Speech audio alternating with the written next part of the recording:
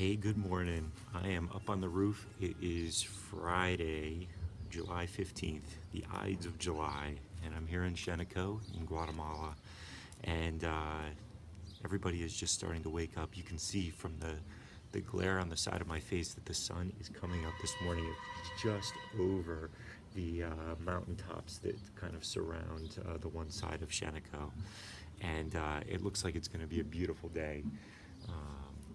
We had a pretty good day yesterday. We went to Ayapan, a village not far outside of Xenacoj that is accessed only by a dirt road. It's about 1.25 miles up a dirt road that goes back and forth. It kind of winds up this hill and then down a little bit into a small valley that's higher up here than where Xenacoj is.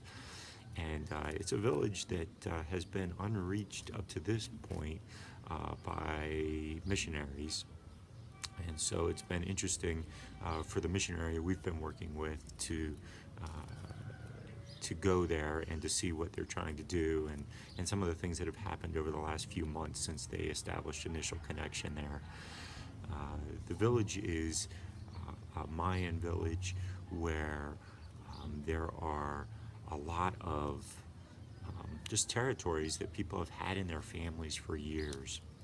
And so recently, the last few years, the Guatemala government has been paying a company to build a highway system around the city of Guatemala City.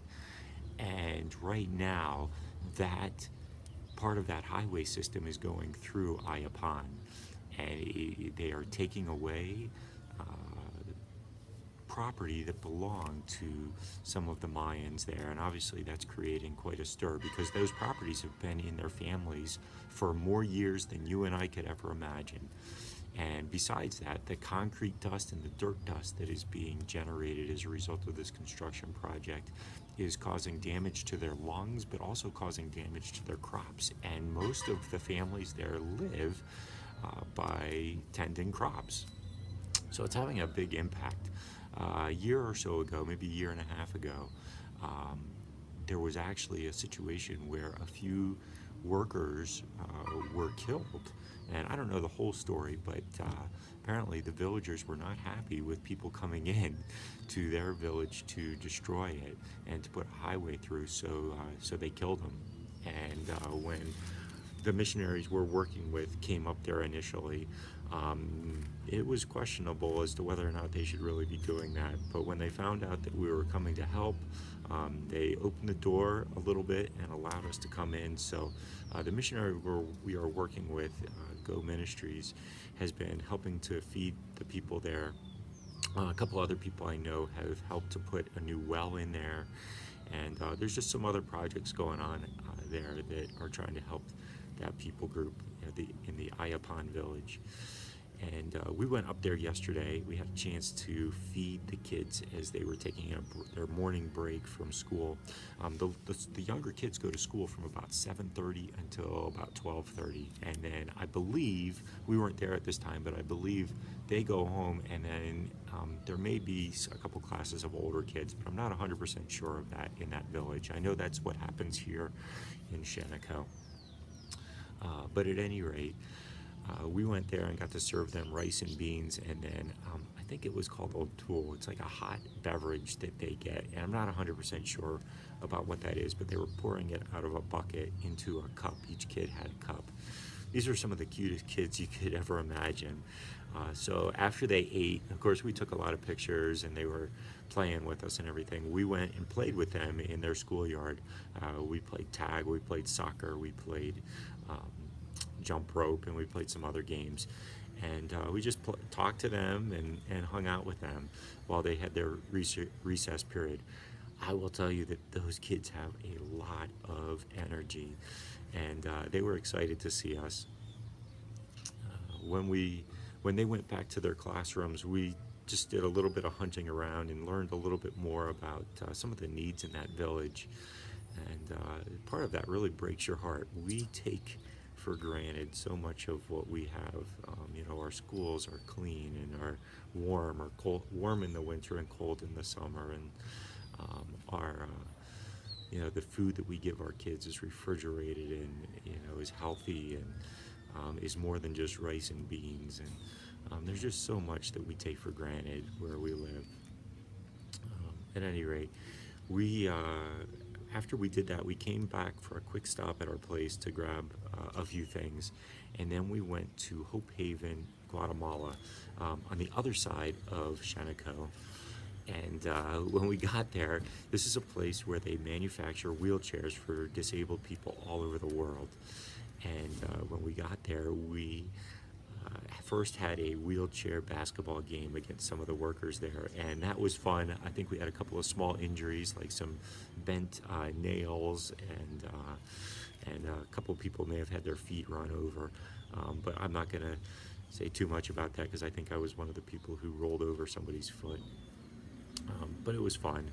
We had a good time, and then we went in and worked with them and helped them separate some things and get ready for manufacturing more wheelchairs and distributing more wheelchairs for those in need. It's just an interesting experience.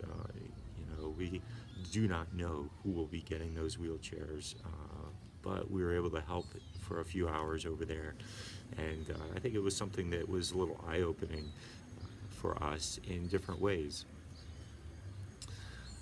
Today, our team's probably going to be splitting up. Our medical staff, we have 2 nurses here with us this week, are supposed to be going back to Santa Maria to clean out ears. If you remember, we went there, I think it was Tuesday, to do ear cleaning or to do the prep for it. And they're going to be going back there again today to do the actual ear cleaning. And then our team is just going to be going right over this way to probably finish up the house today, the first house. And we made some really good progress on Wednesday, and if the weather is like it is right now, we should do pretty well today in finishing that up. So I'm excited to see that come together. I'm not sure when the dedication will be. I know there's a little bit of finish work that will have to happen after we finish putting up the woodwork. There's a little bit of electrical work, and there's some window and door work that German's dad is going to do for us. So that's part of the agenda for today. One thing I did want to share, this is my 4th trip to Xenacoj, and the first trip here, this 4th trip wouldn't have happened without the 3rd, 2nd, and 1st trip, and the first trip really would not have happened without a leap of faith. For those of you who don't know, I was asked to come here 4 or 5 years ago with our youth group from our church, Christ Church of the Valley, and the youth pastor, Adam Flora, asked me if I would consider going as a chaperone to Xenacoj with the youth group. And I was terrified, honestly. I mean, part of me really wanted to do foreign missions, but due to some health issues at home and the thought of leaving Leanne and Isaac at home by themselves and me so far away, I just really struggled with that decision. And then I prayed about it. I talked to Leanne about it. I talked to my parents and her parents about it. I talked to a couple close friends. I remember Dave Freed in particular being one of those people, and made the leap of faith decision to go. And I came to Xenacoj for the first time. There's a lot more to that story, but we built a house for Casas por Cristo, for Suli's house, which we visited once the other day, which was really cool. And then we did some other things. We built some stoves in the village, and we met Dave Scrow with Go Ministries, and that's part of why I've been able to come back. But that initial trip really broke my heart, and it really showed me that there could be more that I could be doing to help others out, especially in areas where they're not getting help. And Xenacoj is one of those places, and there's so many villages like Ayapan that need more help. And that first trip was really a major catalyst for me to keep coming back. And then along that way, I developed this dream, or I had this dream or this goal that I set of building 100 houses.